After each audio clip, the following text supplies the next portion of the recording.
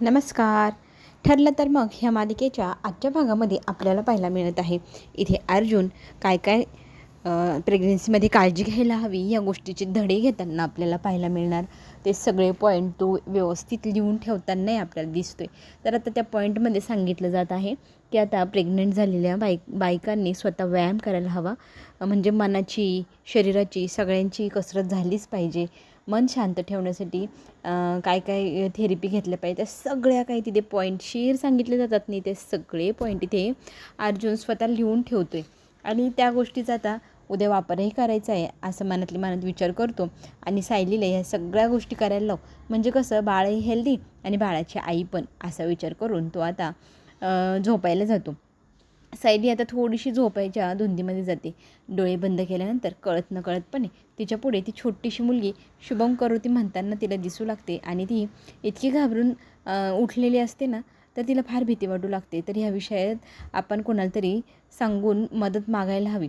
आपल्याला कोण बरं मदत करू शकतं आणि कोणाजवळ मन मोकळं करावं, असा प्रश्नही तिच्यासमोर आहे. पण तिला आता असं वाटते की जर ह्या सगळ्या गोष्टीतनं बाहेर पडायचं असेल तर कोणाची तरी मदत घ्यायला हवी.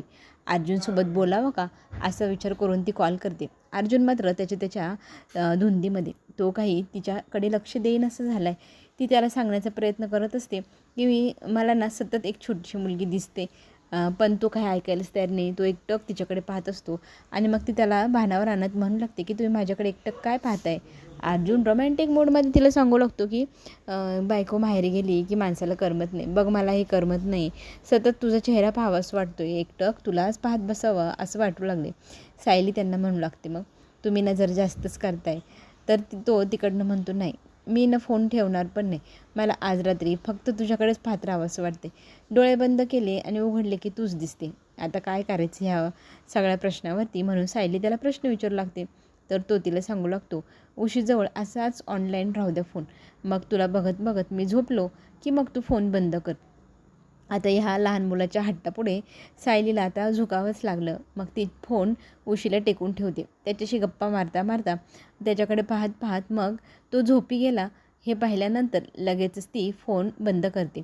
आता आपल्याला हेही पाहायला मिळेल की ह्या सगळ्या गोष्टीतनं आपल्याला कोणाची तरी मदत घ्यायला हवी, हा विचार आता सायलीच्या मनात येऊ लागला आहे.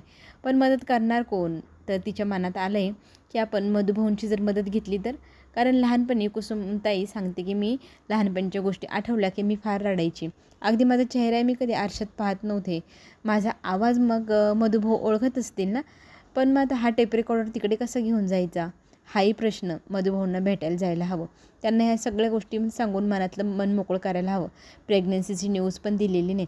मग ती विचार करते आणि मोबाईलमध्ये तो व्हॉईस रेकॉर्ड करते आणि तो व्हॉईस रेकॉर्डिंग मग ती घेऊन आता मधुभाऊंकडे सकाळी जायचं ठरवते. आणि मधुभाऊच आपल्या सगळ्या प्रश्नांची उत्तरं देतील, हा विश्वास तिच्या मनात इतका पक्का झाला आहे. आता ती मधुभाऊंना भेटण्याची इतकी उत्सुकता दाखवू लागते. सकाळी सकाळी एकदम छान रेडी होऊन खाली आलेली असते आणि मग प्रतिमा आणि सुमन विचारू लागतात की तुला छान झोप लागली की नाही, नवीन जागा कोणाला झोप येत नाही ना. तर ती म्हणते नाही, अगदी मी इथे पूर्वीपासून राहते की काय असं मला वाटतं आणि मी इतकी गुडूप झोपली होते. तितक्या दारात एक बाई येते आणि म्हणते मी आत येऊ का, सायली आहे का. तर ती म्हणते हो मीच सायली, बोला ना. तर ती म्हणते की मला तुमच्यासाठी आज इथे अपॉइंटमेंट करून बोलवण्यात आलेलं आहे. तर ती म्हणते म्हणजे काय. तर ती म्हणते मी डाएट बनवणारी व्यक्ती, मला डाएट बनवायला सांगितलं आहे तुमचं, प्रेग्नन्सीमध्ये जे डाएट हवं ना ते. त्याच्यानंतर इथे दुसरी व्यक्ती येते, ती म्हणजे मानसोपचार तज्ज्ञ, जे तासभर का होईना तिच्याशी सायलीशी बोलतील, सायलीचं स्ट्रेस दूर करतील, ज्याने तिचा मनावरचा ताण हलका होईल. तिसरी व्यक्ती येते फिटनेससाठी, ती योगा शिकवते. योगा वगैरे सगळं केल्यानंतर प्रेग्नेंट बाई कशी हलकी फुलकी राहील, हालचाल होईल. योग्य व्यायाम, योग्य आहार आणि मनाचा हलकेपणा ह्या सगळ्या गोष्टी पोषक असतात बाळासाठी, असं म्हणत इथे आता एंट्री करतो आपला अर्जुन. अर्जुन म्हणतो की ह्या सगळ्या लोकांना मी तुझ्यासाठी अपॉइंटमेंट केले, त्यांच्याशी थोडा वेळ बोल, ते तुला डाएट समजवतील, तुला व्यायाम कसं करायचं ते समजवले जातील आणि रोज ह्या सरांसोबत तू मनमोकळेपणाने बोलायचं, तुझं मन हलकं करायचं. कसं वाटलं माझं सरप्राईज, असा प्रश्न केल्यानंतर इथे सायली चिडते. सतत तुम्ही ह्याच गोष्टींची विचारत असतात, मला माझ्या मनासारखं तुम्ही वागूच देत नाही. तिची चिडचिड पाहता क्षणी इथे आता ह्यांना सगळ्यांना सायली म्हणते की मला ना बाहेर जायचं आहे, तर मी उद्या तुमच्याशी निवांत बोलू का. मग आता ती उद्या म्हणते म्हटल्यानंतर सगळेजण तयार होतात. ठीक आहे. आता ते सगळे निघून गेल्यानंतर इथे सायलीला अर्जुन विचारू लागतो, तुला नक्की कुठे जायचं आहे? तर ती म्हणते की मला मधुभाऊंना भेटायला जायचे. अर्जुन लगेच, एवढ्या उन्हात? तर ती म्हणते एवढं ऊन वगैरे काही नाही, मी काही चालत पायी जाणार नाही आहे, गाडीत बसून जायचं, गाडीत बसून यायचं. तर ह्या सगळ्या गोष्टींची रोकटोक सतत ना अर्जुन करतो. ह्या गोष्टीचा राग आता सायलीला यायला लागला आहे. आणि आता इथे आपल्याला हे पाहायला मिळेल की सुमन आणि प्रतिमात्या अर्जुनला समजवते, ती तुझी प्रत्येक गोष्ट ऐकते की नाही, मग तू पण तिची गोष्ट ऐक. तिला तिच्या वडिलांना भेटायला जायचं आहे, तिची गोड बातमी तिने अजून त्यांना सांगितलेली नाही, त्यांना सांगायची आहे.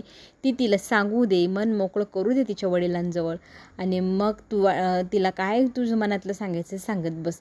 तर इथे अर्जुन म्हणतो ठीक आहे, पण मीच तुला घेऊन आपल्या मधुभाऊंकडे जाईल. तर ती म्हणते हो चालेल, मी पटकीने जाते आणि पटकीने माझी पर्स घेऊन येते. इथे पण अर्जुन 0.2 जागा झाला.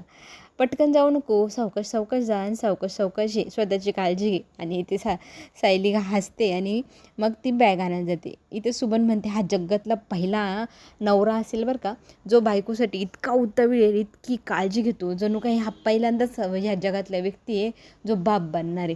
आणि इथली सगळी थट्टा मस्करी पाहिल्यानंतर सगळेजण हसू लागतात. आता इथे आपल्याला पाहायला मिळणार की प्रिया ही टेन्शनमध्ये असते. तिला ना असं झाले, काय करू आणि काय नाही, कशी बातमी घरच्यांपर्यंत पोचवू, काही केलं बातमी घरी पोचत नाही, इतके प्रयोग केले, मारायचे नाटकं केले, अजून आजारी पाडायचे नाटकं केले, घरी फोन केला, चिठ्ठी पाठवली, काय करावं तिला खरंच कळे ना. इतकी ती स्ट्रेसमध्ये दिसते आणि काय करू, कुठला मार्ग काढू म्हणून ती विचारात पडते. तर आता तिला एक मार्ग सापडला आहे, तो म्हणजे सचिनची मदत घ्यावी का. सचिनच अशी एक व्यक्ती जो तिला मदत करू शकतो. आता फोन लावायसाठी तिला त्या कॉन्स्टेबलला पुन्हा एकदा मस्का लावावा लागणार.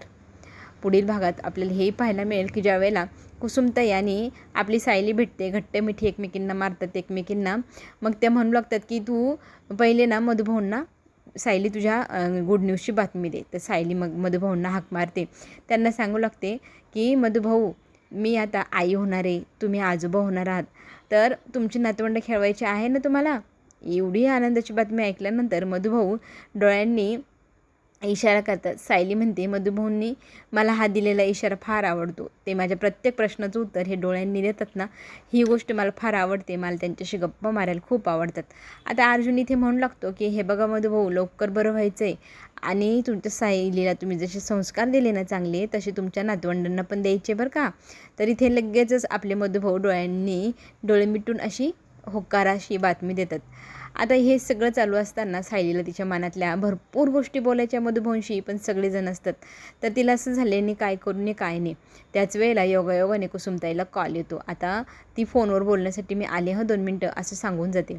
त्याच वेळेला इथे ती बाहेर गेलेली असते आणि नर्स आत येते आणि म्हणू लागते की पेशंटच्या तब्येतीबद्दल बोलण्यासाठी इथे तुम्हाला बोलवले. सायली मग म्हणते की अर्जुनला तुम्ही जाता का त्यांच्याशी बोलायला, मी ना मधुभाऊंशी जरा वेळ गप्पा मारते. तर अर्जुन म्हणतो ठीक आहे.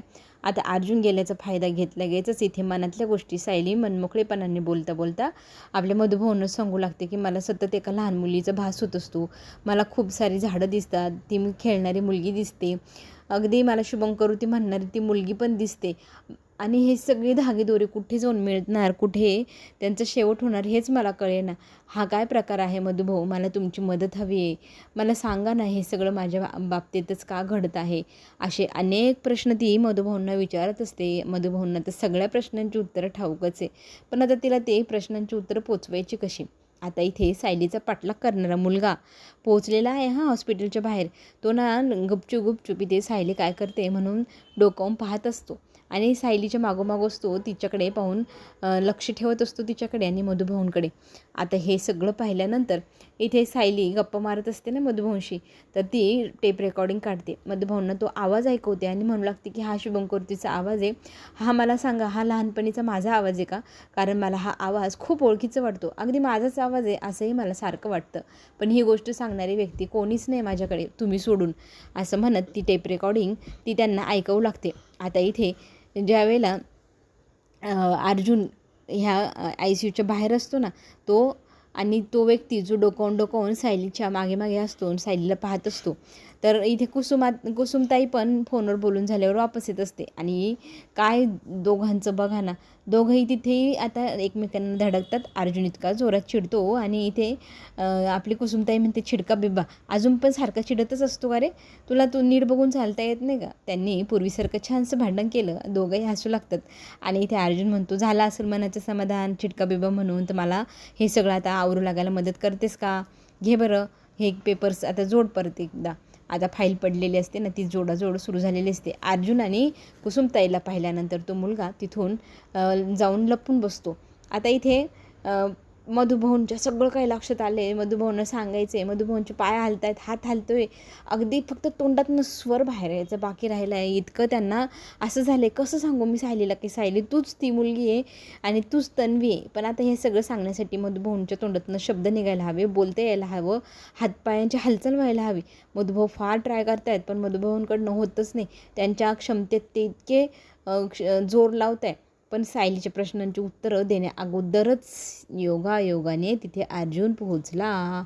अर्जुन आल्यानंतर कुसुमताई आल्यानंतर सायलीचं बोलणं अर्धवटच राहून गेलं आणि इथे आता त्यांच्यासमोर काही प्रश्न विचारता येणार नाही म्हणून सायली आता थोडी शांत होते आणि पुन्हा एकदा नर्स ह्या सगळ्यांना मधुभाऊंच्या तब्येतीची प्रोग्रेस सांगण्यासाठी बोलावून कॅबिनमध्ये घेऊन जाते. आणि हे तिघंही आता तिकडे गेल्यानंतर तो मुलगा मधुभाऊंच्या ICUच्या कॅबिनमध्ये येतो. तिथे त्यांच्या तोंडावरचं ऑक्सिजनचं मास्क काढून फेकतो आणि तिथून निघून जातो.